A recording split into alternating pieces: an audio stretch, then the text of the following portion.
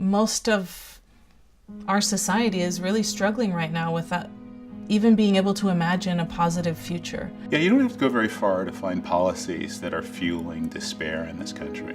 When you have whole communities with living 10, 15, 20 years less than other communities, you have to be motivated to say that's not right. The institutions that we have, and even the way that we actually define ourselves, is built on a world that doesn't exist anymore.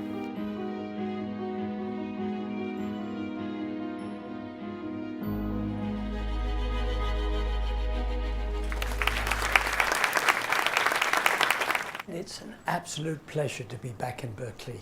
Thank you. I was asked by a younger member of my extended family, is anyone listening to you? I think they're listening. Some of you will have heard about the Whitehall studies of British civil servants. The work that really changed everything was the work of Sir Michael Marmot. He studied British civil servants, 10,000 of them, and he found that people at the top, the guys who run the civil service agency, have the lowest rates of, he started with heart disease, but it turns out of all diseases. If you look at seniority levels, the lower you were in the hierarchy, the higher the mortality risk, the shorter the life expectancy. It's not just the difference between top and bottom, it's a gradient from the top to the bottom. Those countries that have the least inequality have the best health. You still see a gradient, but it's flatter. Not only does inequality pull everybody down, but even supreme wealth doesn't protect you from that. Health in the United States is in a parlous state. The US, depends which figures you look at, ranks about 45th in the world in life expectancy. Life expectancy declined 3 years in a row. The time I started work on Whitehall, the term inequalities in health was not used in the United States. There were only disparities. California is the most unequal state in the country. We have some of the healthiest counties in the world, and also some of the counties with the lowest life expectancy, high rates of premature mortality. This is across the demographic spectrum. The work in social epidemiology really did begin at Berkeley in 1968 when I came here. So I used to focus on heart disease.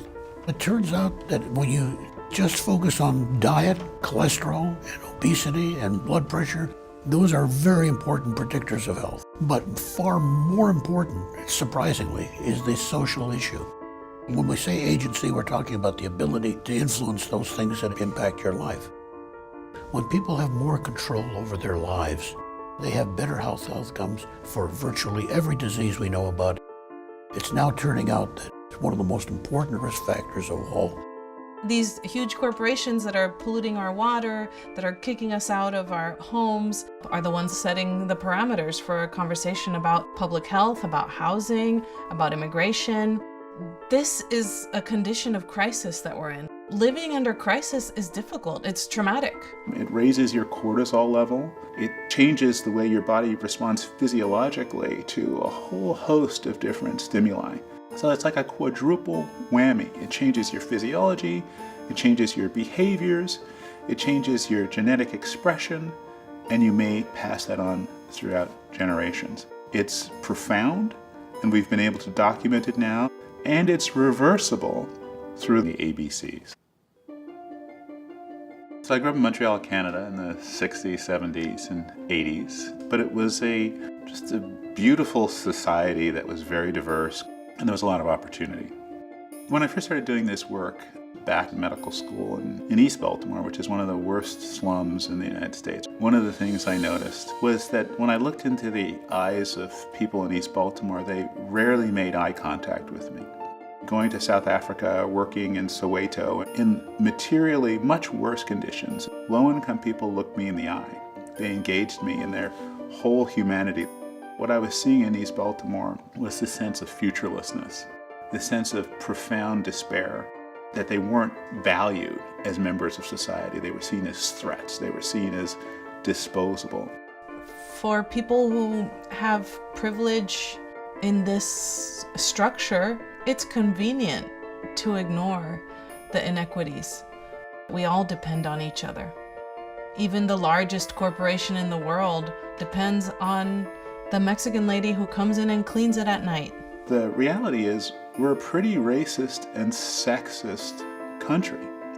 We still haven't grappled with that inability to essentially create solidarity across racial groups.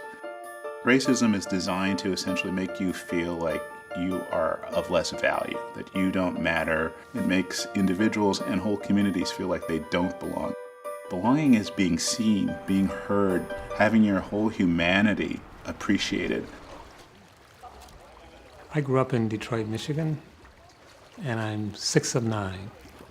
My family's very Christian.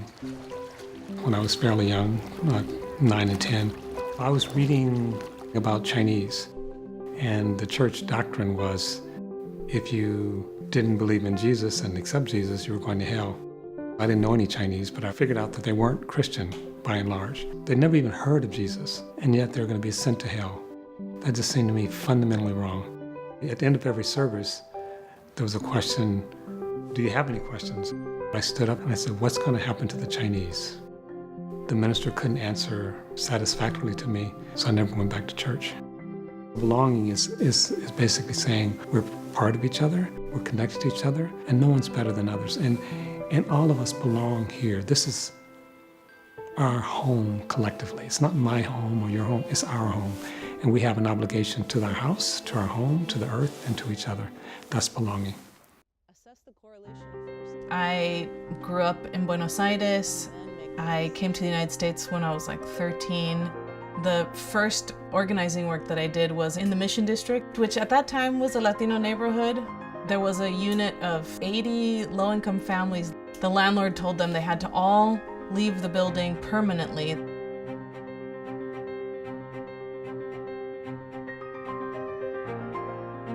A few people came to my organization for advice, and we were able to form our first tenant union. Through the course of this campaign, not only did they not get evicted, they stopped illegal rent increases, they improved their housing conditions, they formed lifelong friendships. It was a transformative experience for the whole community. Changing the odds is about changing those policies that create the conditions that people have to navigate. I say student, you say power, student, student. There's no such thing as voiceless people, there's just people who aren't being heard. And the difference between being heard and not being heard is power.